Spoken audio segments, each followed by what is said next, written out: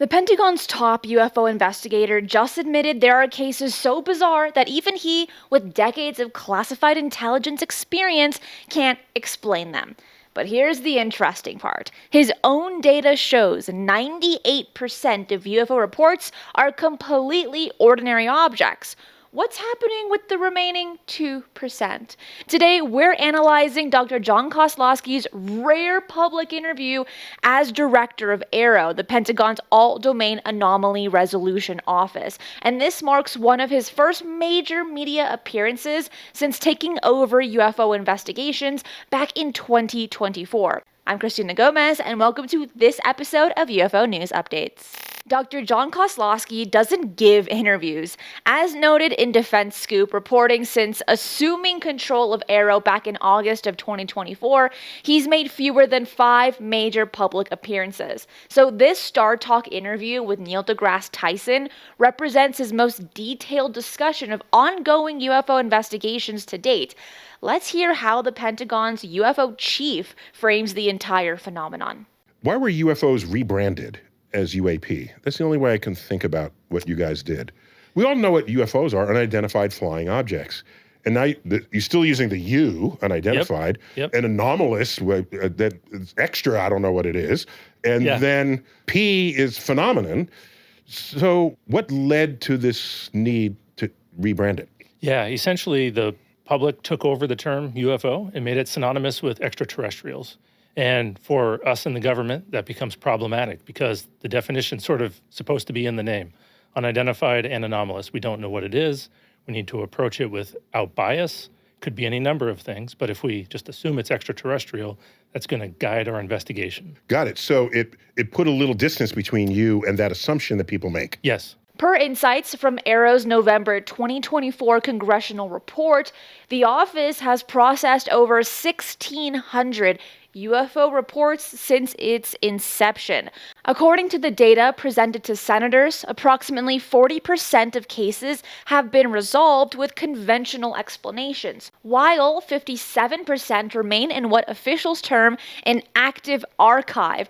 And the timing of this interview is significant because I feel like in the last few weeks, UFOs have been spoken about consistently, especially at Capitol Hill. Kosloski revealed what may be one of the most detailed government accounts of anomalous UAP encounters ever disclosed publicly.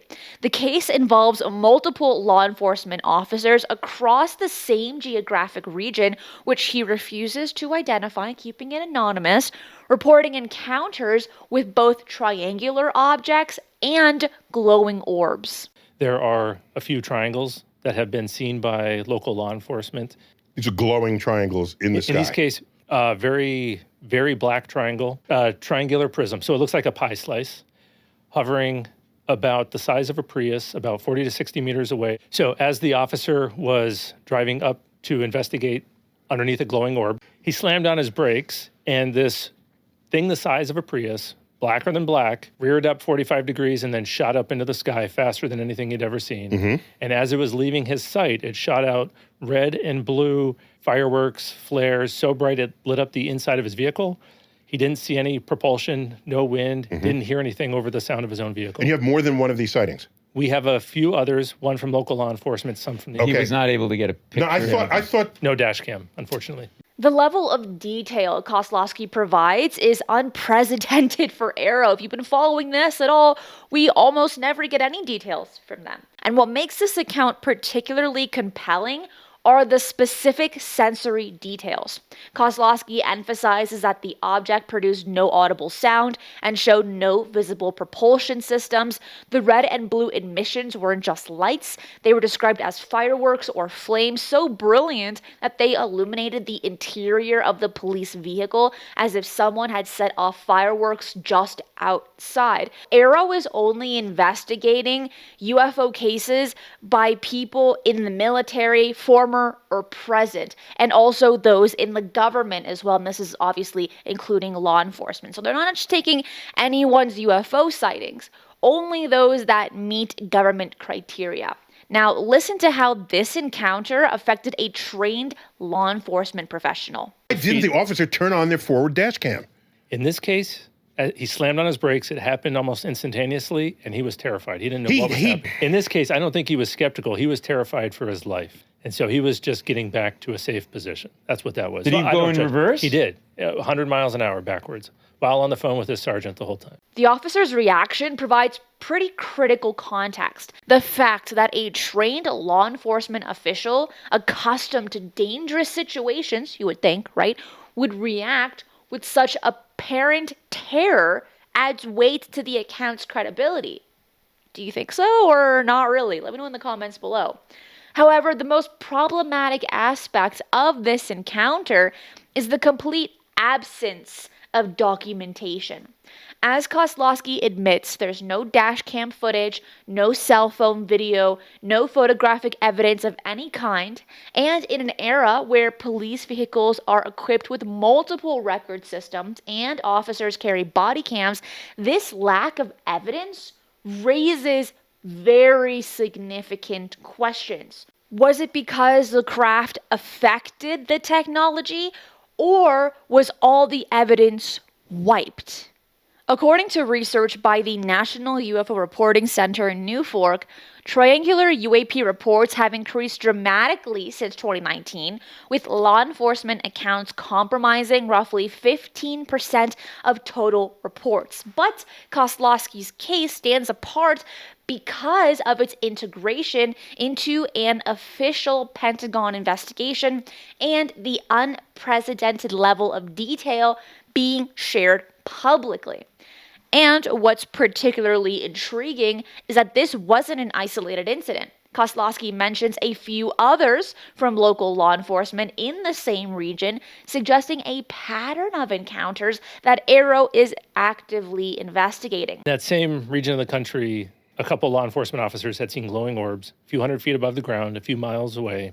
Previous UFO disclosures have focused on resolved cases with conventional explanations. Oh, what you saw here was swamp gas. Oh, what you saw here was Venus. Oh, what you saw here was an owl sitting on a tree trunk. But for Kosloski to share details of an active, unresolved investigation involving multiple witnesses suggests either a new transparency approach or strategic communication aimed at preparing the public for eventual disclosure of the case's resolution. If you enjoy UFO news, updates, case studies, and interviews, then you will like this channel. Hit that like button, subscribe, and share this episode with those you want to keep in the know with the latest UFO news. AARO's track record reveals a consistent pattern. Dramatic UFO cases that capture public attention, eventually receiving conventional explanations. Kosloski detailed 3 major resolved cases that demonstrate this methodology. Watch how the Pentagon explains away the most famous UFO video of recent years, but with no real data to back it up. There are a few cases that might have been mysterious initially, and then they were like, case solved with the rubber stamp. So I have one here, Go Fast. So Go Fast. What is that? What was Go Fast? It's a classic case from 2015. It was popularized in 2017, where an F-18 Super Hornet was flying off the coast of Florida. It appears to be close to the surface of the water, and that's what the pilot saw. It looks like that object is just zipping along really quickly near the surface of the water. But after careful analysis of all the numbers on the heads-up display there and doing the geometry and looking at the track of the airplane as it was flying, we were able to assess that the object actually had to be at about 13,000 feet, not close to the water, and the plane was about 25,000 feet. And there's actually an optical phenomenon called motion parallax, which I'm familiar with from astronomy, that makes it appear that the object is moving much faster relative to the background than it actually is. There's no rotor wash, there's no jet wash, there's nothing though. That's what's fascinating about this. There's nothing, but with the parallax, we can assess that the object is moving actually at wind speed. So we don't know what that object is, but we know that it's moving. It's called a bird. It's consistent with a bird or a balloon. And after an explanation like that, I'm feeling a little less optimistic. The Go Fast video, which generated millions of views and widespread speculation, was resolved, according to AARO, as an optical illusion. According to AARO's analysis, the object was likely a bird or balloon at high altitude, with parallax effects creating the appearance of extraordinary speed. Similarly, the Mount Etna case, where an object appeared to fly through superheated volcanic ash, was explained through detailed pixel analysis, showing the object was actually 170 kilometers from the volcano, nowhere near the dangerous ash plume. Do you believe that explanation or not? Let me know that in the comments below. But here's where the story takes a pretty fascinating turn.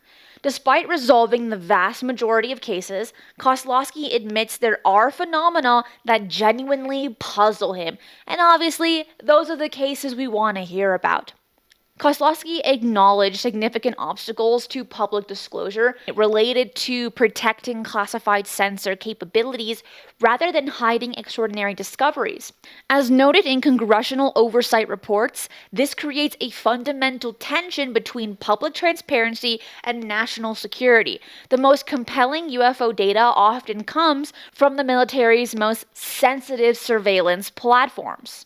According to analysis by the Government Accountability Office, AARO is developing methods to sanitize classified data with preserving scientific value, but this process can take years for each case, so they say. And it's also worth noting that AARO does have a hard time collecting data from other agencies. So that can also affect the time frame and labeling it as a national security issue. What do you think about AARO's 98% resolution rate?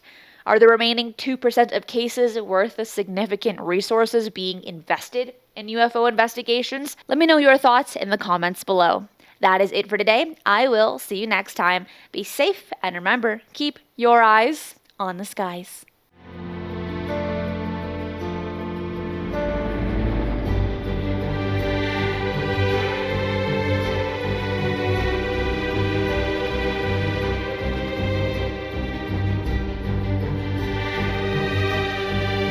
If you enjoy the strange and the mysterious, UFOs, the paranormal, and cryptids, this channel is for you. So make sure to subscribe, as I do 3 videos right here every single week, and hit that notification bell so you do not miss any of the bonus content I post right here.